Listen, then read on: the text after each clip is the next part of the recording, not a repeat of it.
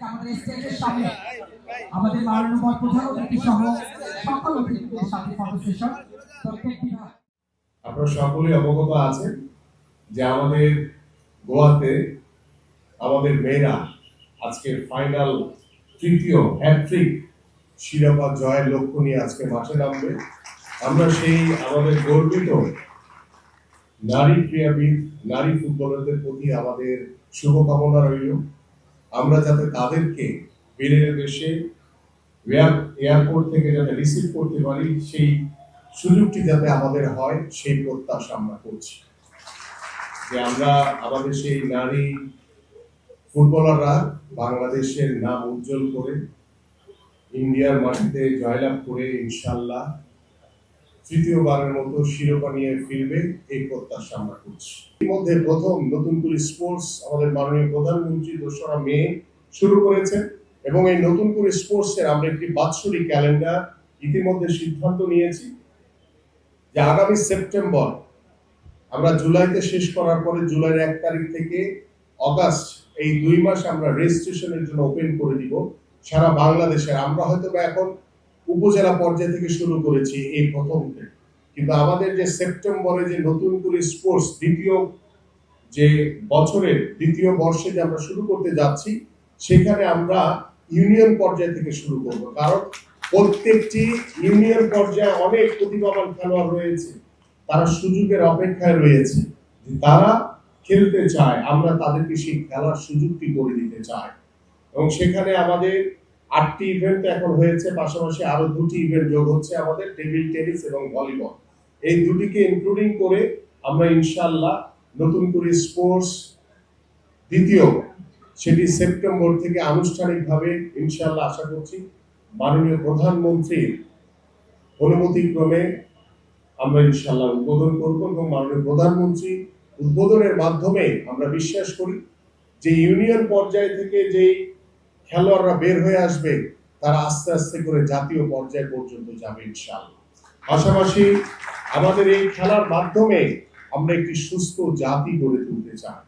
আমরা চাই আমাদের সন্তানরা খেলার মাঠে থাকুক, তারা ডিভাইস থেকে যাতে দূরে থাকতে পারে। আমরা চাই আমাদের এই সমাজকে বিগত সময় যারা মাদকের দিকে ঠেলে দিয়েছে আমরা সেই মাদককে বন্ধ করে মাদক মুক্ত একটি সমাজ গড়ার জন্য আমি বিশ্বাস করি খেলাধুলার কোনো বিকল্প নেই এবং সেই খেলাধুলার মাধ্যমে ইনশাআল্লাহ আমরা একটি জাতি ঐক্যবদ্ধভাবে দল মত নির্বিশেষে একটি ক্রিয়া বান্ধব বাংলাদেশ গড়ে তোলার লক্ষ্য নিয়ে আমরা কাজ করছি। আমাদের মাননীয় প্রধানমন্ত্রী কাজ করছেন এবং আমাদের যুব ক্রীড়া মন্ত্রণালয়ের আওতাধীন ক্রীড়া পরিদপ্তর, আমাদের ক্রীড়া পরিষদ থেকে শুরু করে আমরা সবাই একসাথে কাজ করছি এবং স্পেশালি আপনারা জানেন যে আমাদের জেলা পর্যায়ে জেলা ক্রীড়া অফিসার রয়েছে। যেহেতু আমরা তৃণমূল পর্যায়ে স্পোর্টসকে এগিয়ে নিয়ে যাওয়ার চেষ্টা করছি, সেখানে আমরা নতুনভাবে আমরা প্রতিটি উপজেলায় আমরা উপজেলা ক্রীড়া অফিসার হিসেবেও আমরা নতুন করে পদ সৃজন করছি। ইনশাআল্লাহ পর্যায়ক্রমে আমরা রুট লেভেল থেকে কিভাবে আমরা আমাদের এই স্পোর্টসকে সমৃদ্ধশালী করতে পারি সেই চেষ্টা আমরা করব। পাশাপাশি আপনাদের জন্য আরেকটি বিষয় উল্লেখ করতে চাই যে আপনারা জানেন যে আমাদের সাভারে একটি বিকেএসপি রয়েছে স্বয়ং সম্পূর্ণ, কিন্তু অন্যান্য বিভাগীয় শহরগুলোর যে বিকেএসপি সেটা স্বয়ং সম্পূর্ণ না। আমরা চেষ্টা করছি যে দ্রুত সময়ের ভিতরে আমাদের ঢাকা ছাড়া আমাদের যে বিভাগীয় শহরগুলোতে যে বিকেএসপি রয়েছে সেগুলোকে স্বয়ং সম্পূর্ণ করে আমরা যে প্রতিভাবান খেলোয়াড়দেরকে বের করে নিয়ে আসতেছি, যারা এক্সট্রা অর্ডিনারি প্রতিভাবান খেলোয়াড় রয়েছে তাদেরকে সরকার বিনামূল্যে বিনা খরচে তাদের পড়াশোনা এবং সকল খেলাধুলার দায়িত্ব গ্রহণ করবে ইনশাআল্লাহ।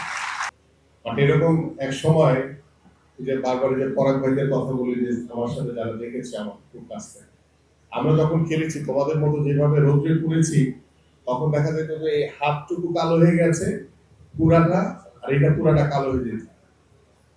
পরে দেখতাম যে জার্সি খুলে দেখতাম যে ভিতরে আগের মতোই আছে, বাট হাতটা সব কালো হয়ে গেছে।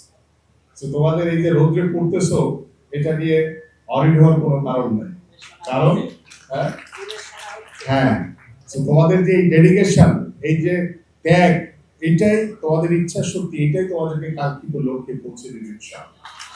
তো আমাদের বাংলাদেশের প্রেক্ষাপটে আমাদের যে ওয়েদার এনভায়রনমেন্ট, আমাদের যে পরিবেশ, আমাদের যে সীমাবদ্ধতা রয়েছে, এর ভিতর থেকেই আমরা চেষ্টা করব সর্বোচ্চটুকু দিয়ে ইনশাআল্লাহ আমরা যাতে আমার বাংলাদেশকে এগিয়ে নিয়ে যেতে পারি।